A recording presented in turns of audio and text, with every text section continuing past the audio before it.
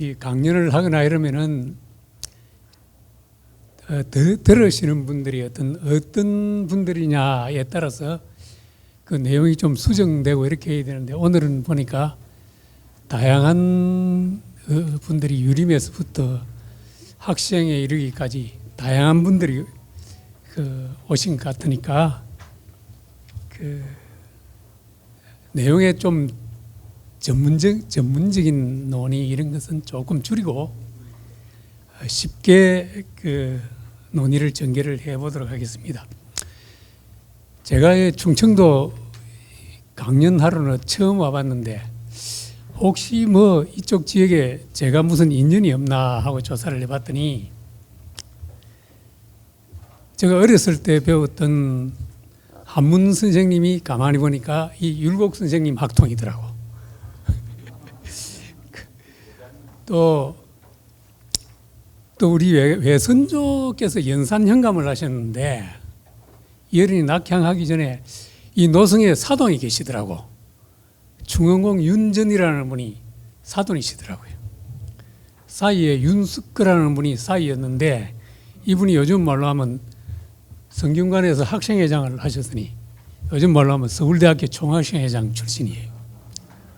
이 윤숙거라는 분이 사이가 누구냐? 우암선생 사손이시더라고. 야, 그러면 이거야, 우리 외가야 충청도에서 옛날 같으면 한 말씀 하실 수 있었겠구나 하는 그런 생각을 해보고 여기 왔습니다. 율곡 선생님은 저도 생각하기로 조선시대 최대의 천재라고 봐야죠. 그건 문적으로 보나 글에 나타나는 문기로 보나 그건 아마 숨길 수가 없는 것 같습니다. 그런데 요즘 현대 학문에서 우리가 접근을 해보면은, 요즘 정치판이나 이런 데 보면은 프레임이라는 이야기를 많이 하잖아요. 프레임을 씌운다. 근데 유교를 공부를 하는데도 이 프레임이라는 것은 조선시대 내내 작동했습니다. 이 프레임이라는 간단한 예를 들면은, 아마존에 가면 그 열대 우림이 짙은 나무가 엄청나게 많이 있거든. 그 아마존 가면 이걸 말해요. 환경론자들의 눈으로 보면, 야, 이거는 지구에 허파다 이렇게 보거든. 그런데 이거 건축업자나 사업가들이 딱 보면, 야, 이거 참 제목 좋은데 이런 생각을 하는 거예요. 그렇잖아요. 이게 프레임이라는 겁니다.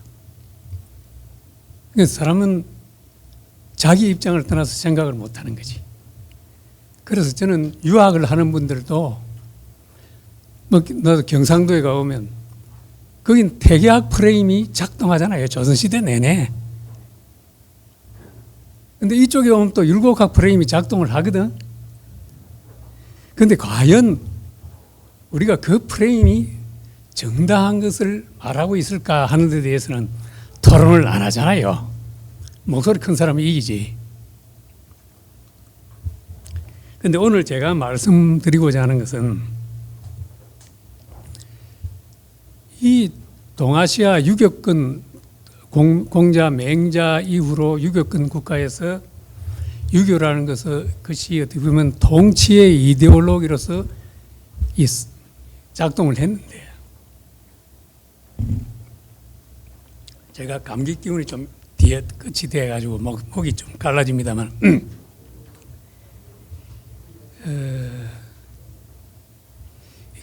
공자께서 철환천하를 왜 하셨겠습니까? 본인께서는 뭔가 행도를 하고 싶으셨던 거죠. 자기가 깨달았던 도를 천하를 위해서 한번 펴보자 이런 생각을 하셨을 거 아니에요. 그런데 공자님의 제자들을 꼼꼼히 분석을 해보면 대신으로 올라가신 분이 거의 없어요. 제후와 대부를 섬기는 사 정도에 지나지 않았단 말이에요. 그런데 공자님 제자들 가운데는 어떤 인물이라면 춘추 전국시대 이런 때의 세신, 그야말로 동경 대부의 대족 집안 출신이 거의 없었다는 이야기지. 그렇잖아요. 근데 이게 뭐냐면, 근데 먹을 게 없으면은 벼슬 살면서 녹을 받아서 봉급을 받아서 살아야 되잖아요. 근데 옛날에는 이 벼슬 사는 길이 두 가지라 그랬어요. 행도를 하기 위한 벼슬이냐, 녹사를 하기 위한 벼슬이냐. 요즘은 다 월급 받아 먹고 사니까 다 녹사죠. 행도하려는 공무원들은 요즘 양성이 안 되잖아요. 그렇잖아요. 다 월급 받아 먹고 사는데.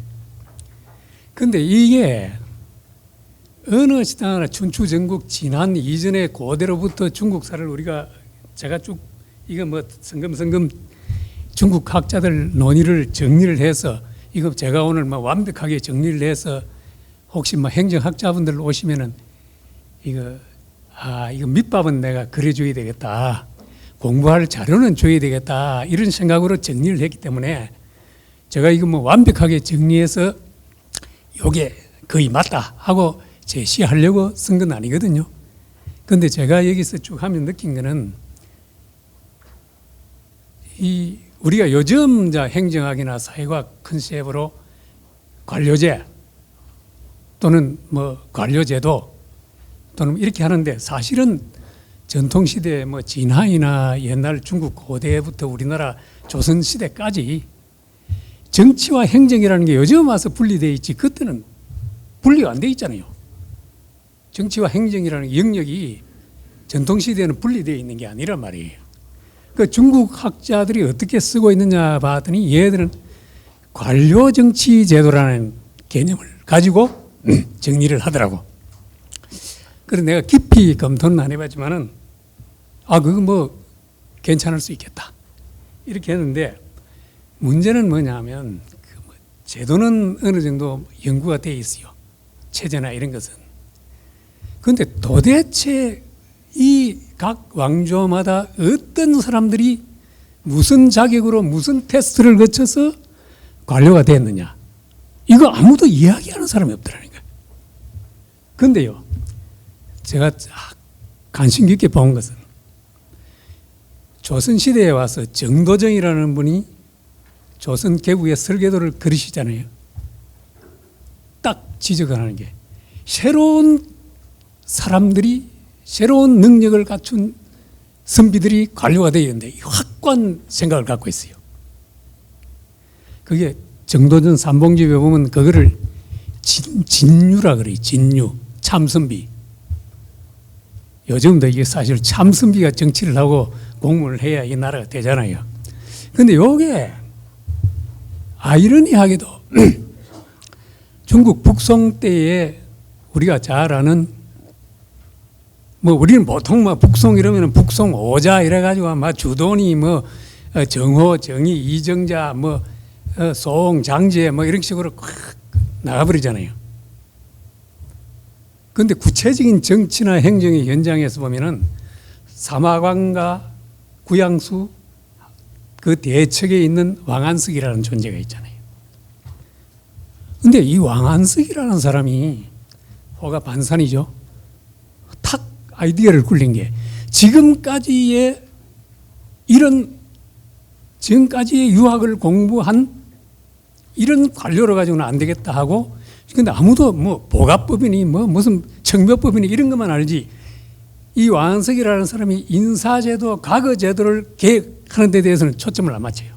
근데 제가 딱 볼 때는 진짜로 제대로 된 관료를 양성을 하는 것은 어떻게 무슨 과목을 공부를 시켜서 인재 양성을 해야 이 어지러운 그때 북송이라는 게 이게 힘들어질 때 아니에요. 무슨 과목을 시험을 보여서 어떤 식으로 해서 이 북송 어지러운 이 나라를 담당할 인재로 만들겠느냐. 과거제도 계획을 합니다.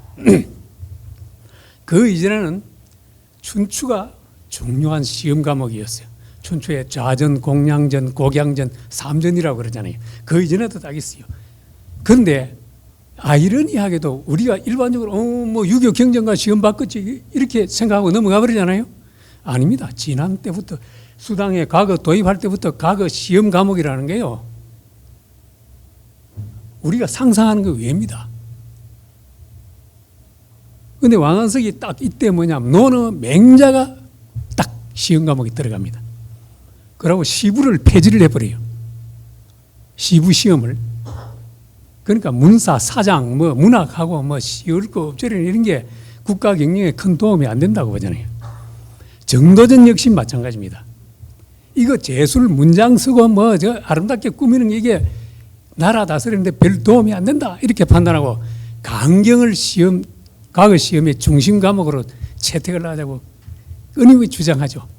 그런데 이게 요즘 같은 사회과학적 눈으로 보면은 솔직히 말해서 조선의 주자학자들이나 성리학자들 중에 왕안석 긍정하는 분이 없어요. 그런데 왕안석을 자세히 읽어보면은 그 당시에 북송이 당면했던 시패랄까? 이걸 가장 정확하게 진단하고 있어요. 물론 우리가 보통 조선의 선비들은 사마강을 높이잖아요. 그런데 사마강이나 구양수나 이런 분들은 여러 가지로 훌륭한 분들이지만 중국 사회를 이끄는 진신 사대부 계층을 대변하는 측면이 강해요. 그런데 왕안석의 경우에는 일반 평민을 대변하는 게 강하잖아요. 제가 요즘 와서 역사 공부를 하면서 느끼는 것은 조선이나 중국이나 결국은 뭐냐 아마 힘가진 지배계층을 대변하는 쪽이 학문으로나 정치로나 끝까지 버티는 거예요. 우리는 뭐 민본주의 하지만은 일반 서민 백성을 위주로 생각하는 사람은 개혁을 하자고 하는 사람은 그 방향으로 가는 사람은 결국은 안 되더라고. 그게 좀 아이러니하게도. 그래서 여기 제가 이 관료 지난 시대 이런 데 보면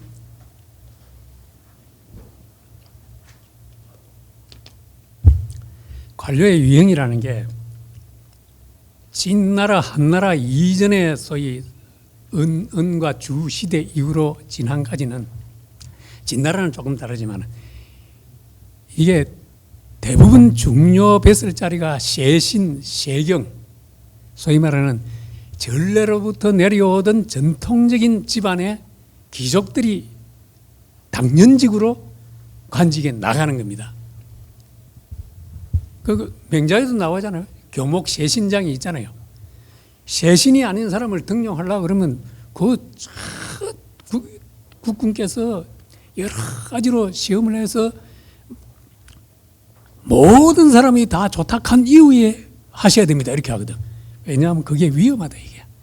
일반 평민에서 능력만 있다고 발탁을 해서 대부의 자리에 서거나 높은 자리에 갖다 놓는 것은 위험하다고 맹자까지도 그 시대에 그렇게 걱정을 했단 말이에요. 그런데 지난 이전에는 이 세신 세경이 있고 그러면 행정이라는 게 이제 영토가 넓어지고 여러 가지 복잡해지면 일단 재정 예산 이런 거 하려고 그러면 수학도 해야 되고 수판도 잘 해야 되고 뭐 이 다양한 소위 기능적 지식이 매우 필요하잖아요. 그리고 이미 진시황 이전에도 춘추 전국시대부터 주간이나 문서로 행정을 하는 게 습관화되어 있어요.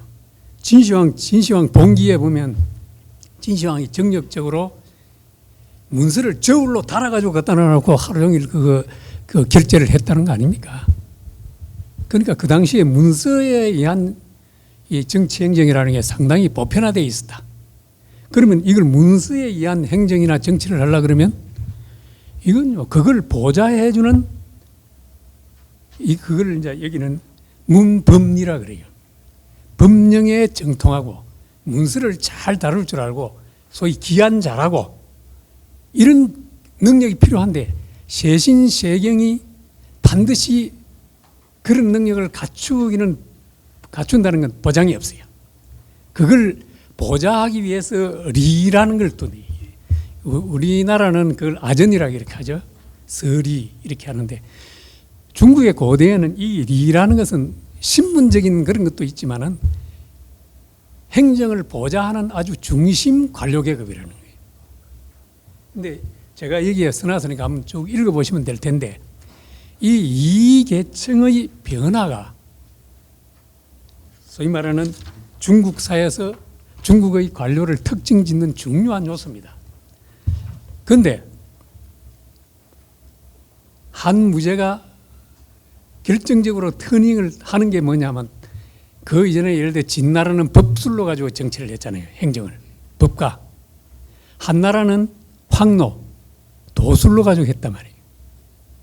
그런데 한 무제가 독존 유술, 이제 유학으로 가지고 나 정치를 할 거야. 선언을 했단 말이에요. 그런데 이게 안 됩니다. 본인도 알아요.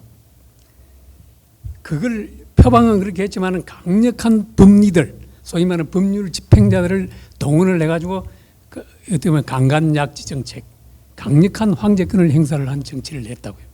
그런데 문제는 명제 때도 그랬고 일반 중국 사회에서 이 문사 유학을 하고 글 쓰고 하는 이런 관리들보다는 이 이해 능력, 그러니까 세금 잘 거두고 뭐 이 판매 잘하고 뭐 문서 정리 잘하고 이쪽 관리들을 훨씬 명예롭게 봤대요. 더 높게 쳐준 거예요. 우리나라하고는 전혀 다르죠. 그런데 중국은 워낙 땅이 넓으니까 행정력이라는 게 조선보다는 훨씬 복잡하고 치밀해야 되잖아요. 계산도 정확히 해야 되고. 그러니 자연히 이 실무를 다루면 권력의 비중이 높아지잖아요.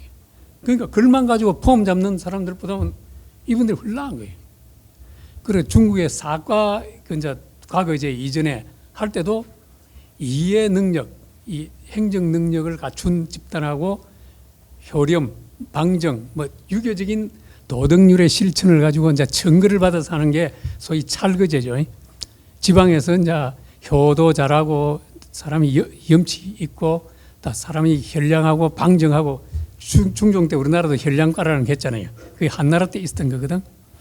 그런데 이게요 얼마나 바늘구멍인지 하면 20만 호에 한 명이야. 지금 호가 같으면 사람이 인구수가 5명이라도 50만 명에 하나야. 한 명. 물론 어린이도 있고 어른도 있겠지만 그런데 이게 조금 가다가 보니까 이것도 끝발 있는 집안에서 더 뒤에 나오는 구품중정법도 마찬가지예요. 그래서 이걸 이 역대 송나라나 이런 황제들이 여러분 생각하면 황제권이 막 세다 이런 생각을 하지만 어차피 황제는 한 사람이에요.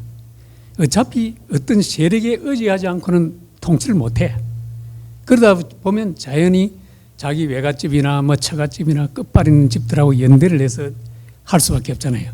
그런데 그렇게 하다 보니까 이 사람들한테 권력 지분을 안 줄 수가 없단 말이에요. 근데 그렇게 사실을 이래가지고는 안 되겠다고 생각한 영리한 황제들이 과거제를 도입하는 겁니다. 과거제는 뭐냐? 좀 한미한 집안에서 태어났지만 머리가 비상하고 능력 있는 이 친구들을 뽑아서 황제권에 기대해서 자기들의 뭐랄까 권력도 올라가고 집안의 명예도 높이고 하는 그런 황제권에 충성할 수 있는 관료단을 확보를 하자. 이게 과거제 실시의 그 숨어 있는 목표거든요. 그런데 이게 여기 제가 어느 정도 정리를 해놨지만은 처음부터 사서가 시험 과목에 들어가 있는 게 아닙니다. 아까 말씀드린 논어 맹자만 해도 왕한석이 처음 집어넣는 거예요. 그 이전에는 시경, 서경, 주역, 그리고 춘추에서 뭐 선택, 뭐 이런 식으로 하고 그 다음에 왕한석이 하나 또 중요하게 한 것은 춘추를 빼고 주례를 시험 과목에 넣었단 말이에요. 그 왜 넣은지는 제가 짐작은 가지만 하여튼 뭐 그런 식으로 계획을 하는 게 이게 과거를 어떤 방식으로 어떤 과목을 가지고 시험을 치느냐 하는 것은 뭐냐면 거기서 배출된 인재들이 어떤 유형이냐를 결정한다 이렇게 보는 거예요. 솔직한 말로 지금 우리나라 행정고시나 이런 쪽도 지금 이런 구도에 대입해 보면요. 법학 행정학만 봐야 될 이유가 없잖아요. 내 행정학자지만. 그거 앞으로는 차라리 AI 원론, 생명공학 원론, IT 원론 이런 게 과목이 들어가면 관료가 바뀌어요. 그리고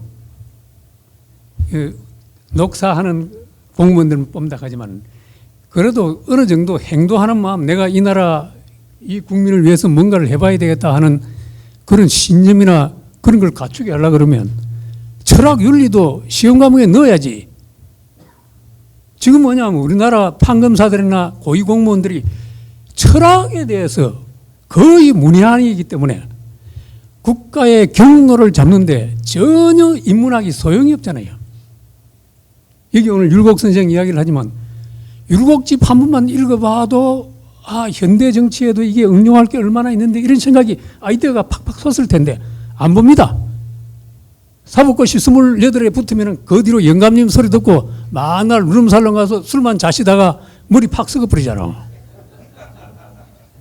그럼 무슨 정치를 해요? 안 되잖아요. 그래서 이 시험 과목이라는 게 옛날에도 왕한성이나 정도전이나 이런 분들이 고민했던 게 시험 출제 방향도 중요하지만 시험 과목 자체가 그 나라의 리더들을 어떤 사람들이 리더를 하게 만들 것인가 결정하는 겁니다. 그리고 이게요, 국가 시험 과목이 옛날에도 이랬지만 어떤 과목을 선택하느냐가 그 나라의 학문 풍토를 바꿔버려요. 법과목만 시험 치면요, 애들이 국문학과 들어가도 처음 들어가자마자 행정법, 헌법, 민법 가지고 쪼고 앉았다니까. 그거 안 되는 거죠.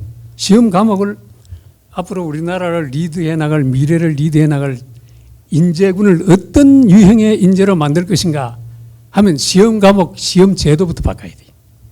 과목부터 바꿔야 된다니까. 그런데 제가 이런 이야기하면 법학하는 교수를 알리죠. 그렇잖아요. 한때 뭐 국사도 들어갔는데 국사하고 철학은 빨리 들어가야 돼요. 요즘 특히 공직을 담당하는 분들을 선발할 때는 저는 그렇게 생각합니다. 제가 이 공부를 하다 보니까 그냥 시험만 친다고 능력주의가 아니다. 뭘 가지고 시험을 볼 것이냐. 지금 법과목 시험 보면 그 암기력 테스트지 철학이나 뭐 비전, 의지, 신념 이거 테스트하는 거 아니죠.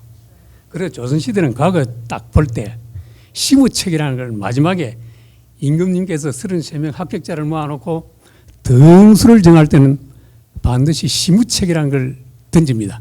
시무책이라는 게 뭐냐? 이는 종합적인 지식을 테스트하는 거죠. 지금도 시무책 내면 안 됩니까? 그 암기 잘하는 거 테스트해가지고 고급 관료 만든다고? 그 지금 같은 시대에는 엉터리 생각이라는 거예요. 저 행정학하고 이런 관료사 이런 걸 하다 보니까 그런 생각을 하게 되었습니다. 그런데 이제 이거 이제 시간도 그렇고 하니까 읽어보시면 되겠고, 이 조선시대하고 고려시대의 관료가 그런 시험 과목을 통해서 본다면은 고려는 이 관료들이 문인형 관료입니다. 사장 위주로 문장 잘하고 외교 문서 잘 쓰고 이런 쪽에 숙달되어 있는 관료들이죠. 그 소위 말하는 고려의 유명한 12도 사학이라는 게 있잖아요. 그게 뭐 공자님의 유교의 가치, 유교의 이념을 실현하는 그런 전인격적인 그 학자나 관료를 만들려고 한 게 아니거든. 그 과거 시험 준비 기간이란 말이야. 과거 시험 학원이라고. 그 정도전 삼봉이 그걸 이런 애들이 정치를 하면 이거 나라 말아먹는다. 그러면서 본인이 제가 여기 옮겨놨지만은 진유라는 것은 아까 한나라네 하다가 말았는데 이 중국에는 어떻게 되느냐 하면 결과적으로는 유생들이 그 문학만 하고 뭐 경전만 하다가 보니까 이게 실제로 행정할 능력을 못 갖추잖아요. 근데 이게 별로 뭐 오는 게 없거든. 그러니 유생들이 나중에 이게 법령이나 이런 걸 공부를 해요. 또 이쪽에 전문화되어 있던 사람들도 가만히 보니 이게 문학이나 뭐 이거 경전 이런 걸 공부해서 나쁠 게 없겠다 하니까 양쪽 다 수렴됐어요. 그게 유리가 점점 통합되었죠.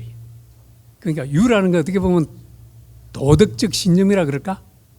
그걸 양성하는 것이고 리라는 것은 실제의 실무적인 행정 능력을 담당할 수 있는 능력, 이걸 같이 붙여가는 거죠. 그런데 정도전 삼봉이 이걸 딱 그대로 짚습니다. 중국에는 왕찬이라는 사람이 삼국지에도 나오지만 유리로이라는 건 논문을 쓸 정도였어요. 그 당시에 그게 아주 어떻게 보면 중국 사회에서 관료를 보는 핵심 고리라고 보는 거죠. 근데 조선시대는 어쩌면 정도전이 삼봉이 이런 식으로 구도를 짜놓으니까 그런 쪽으로 흘러가는데 조선 후기 주작이 이제 정통화되고 여기 율곡 스님 나오지만 율곡 스님도 왕한석에 대해서는 부정적이잖아요. 그럼에도 불구하고 시패 계획에 대해서는 매우 철두철미하죠.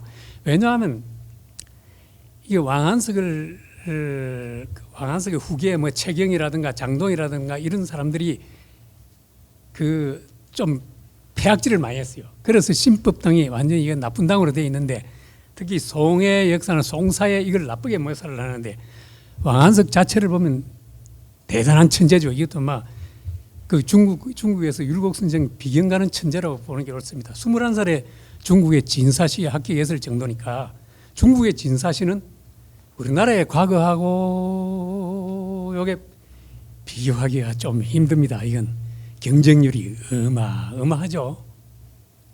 정말로 어마어마합니다. 경쟁률이. 그런데 그걸 21살에 붙었단 말이에요. 그것도 뭐 끝발이 큰 집이 있는 집도 아님에도 불구하고. 그런데 어쨌든 이게 우리나라에는 조선 후기에 내려오면은 아까 프레임 말씀도 드렸지만은 자 경시라는 문제가 나오는데 이게 경시라는 단어의 범위를 어떻게 잡을 것이냐? 주자학도 경시로 풀라고 그러면 못 풀 게 있습니까? 태계학도 경시학이라고 그러면 누가 반대할 사람이 있습니까?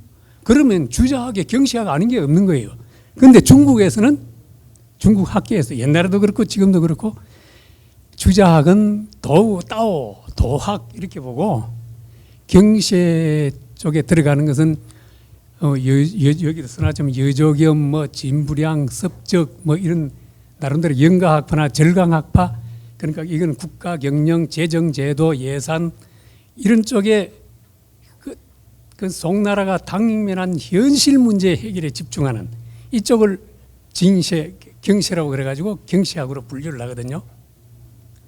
우리가 뭐 그걸 반드시 따라야 되느냐 하는 건 차치하고라도 우리가 그냥 주자학이 경시학이다 이렇게 해버리면 이건 뭐 그게 그거 이게 이거죠. 안 될 것도 없고 될 것도 없고.